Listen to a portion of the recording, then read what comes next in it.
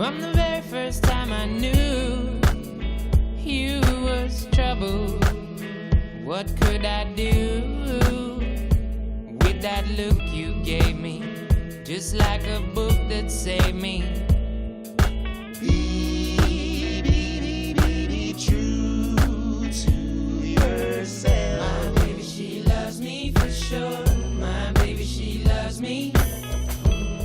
From the very first time I saw, I wanted more.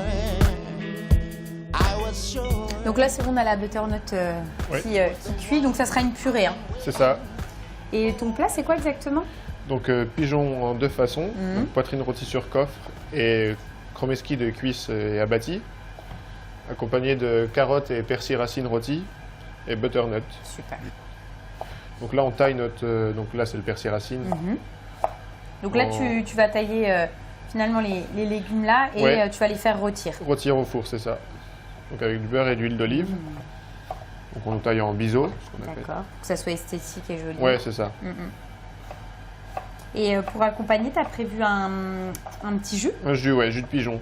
D'accord, donc tu vas réutiliser la carcasse pour faire ton jus. Quoi. Comme ça, on garde tout. D'accord, et tu les mets donc, dans ta plaque pour le four. C'est un pigeon qui vient d'où? Du Bourbonnais, c'est dans l'Allier, un terroir de l'Allier. Tu as choisi de travailler avec un producteur pas forcément local?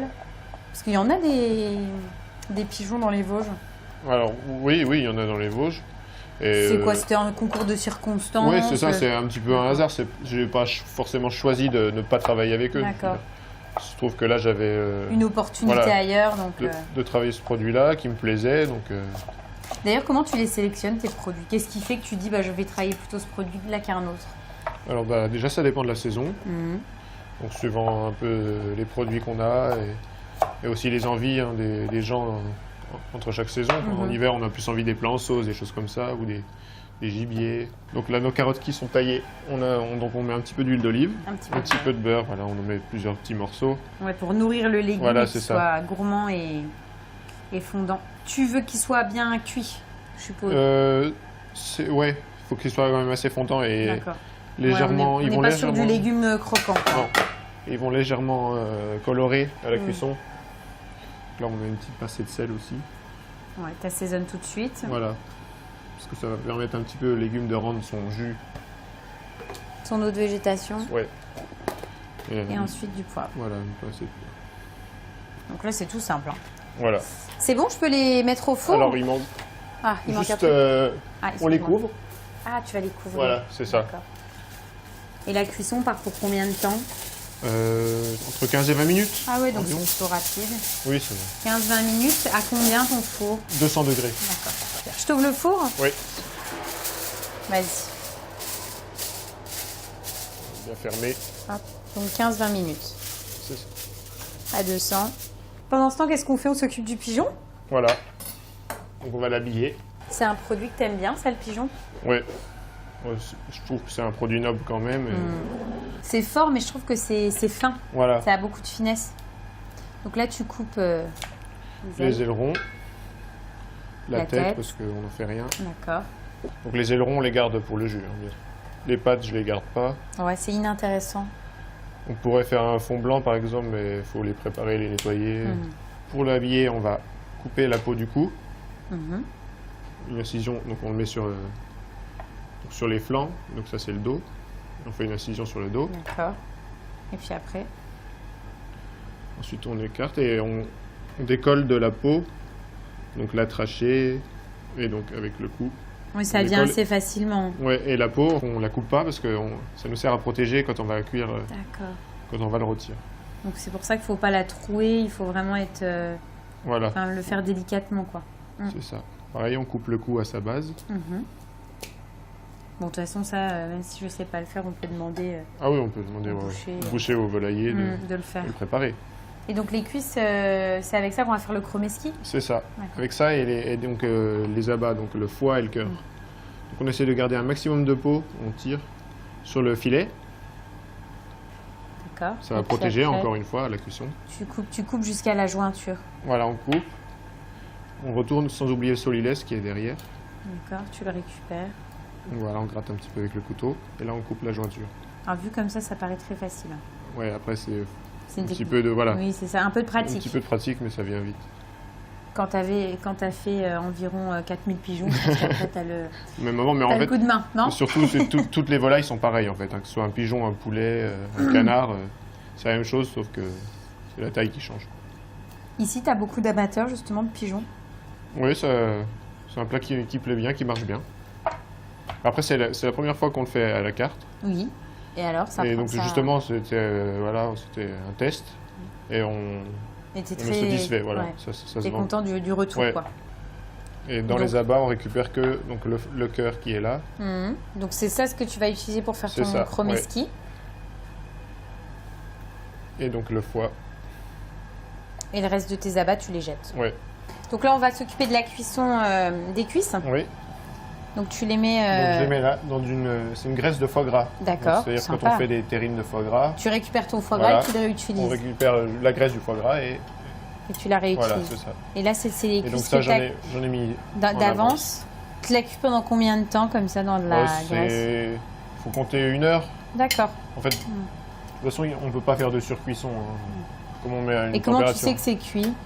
C'est au moment où la chair se détache des os. D'accord. Voilà, qu'on peut que se sépare assez facilement. Donc là, on laisse de côté. Et puis, en fait, on va récupérer la chair qu'il y a dessus. C'est ça.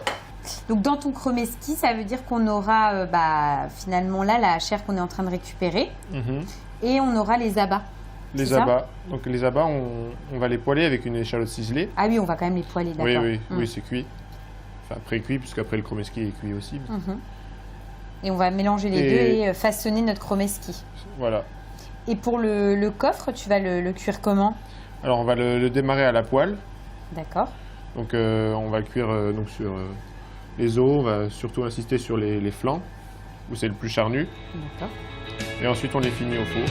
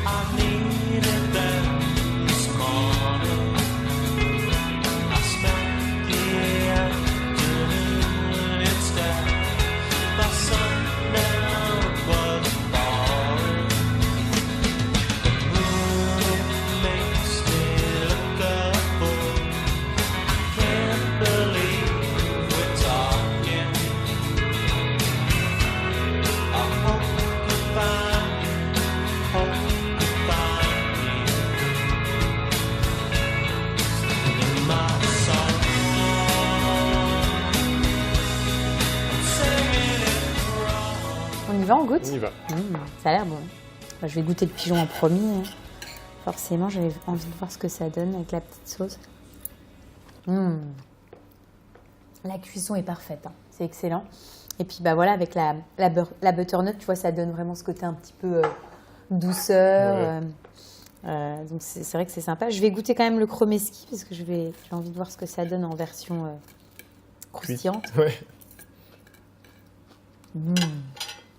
Ah, c'est top. Vraiment excellent. Non, j'aime beaucoup parce que souvent les cuisses, on a tendance à les servir Ouais, comme à ça. part, enfin, Ouais. entière, je veux dire. Et en version chromescrée avec le croustillant, je trouve que c'est vraiment c'est une bonne technique. Non, c'est une belle recette. Pour accompagner ce plat, t'es parti sur quoi? Donc, j'ai choisi un Corbière bio Mhm. parce que c'est un vin structuré, assez puissant, donc les vins du Sud avec les cépages du Sud, et qui accompagne parfaitement le pigeon parce que c'est comme une viande assez goûteuse, donc il lui fait un vin structuré. Mhm. Et en dessert? En dessert, je suis parti sur une fraîcheur d'agrumes avec une crème chocolat blanc et une purée de carottes vanillée, un crème de cacao pour le croustillant. Bon, bah, j'ai hâte de voir ce que ça donne. Allez, santé, on Santé. trinque.